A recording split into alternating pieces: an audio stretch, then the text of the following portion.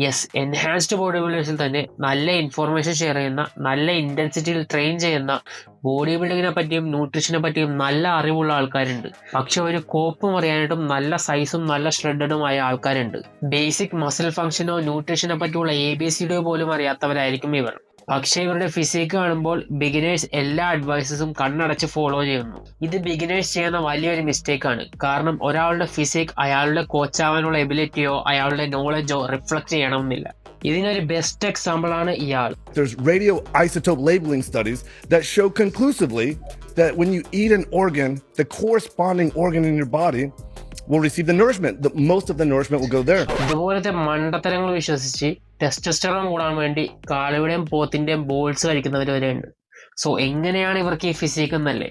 കാരണം ഇവർ കുത്തിക്കയറ്റുന്ന അനബോളിക് സ്റ്റിറോയിഡ്സും ഇവരുടെ ജെനറ്റിക്സും മസിൽ ബിൽഡിങ്ങിന് വലിയൊരു ഫാക്ടറാണ്.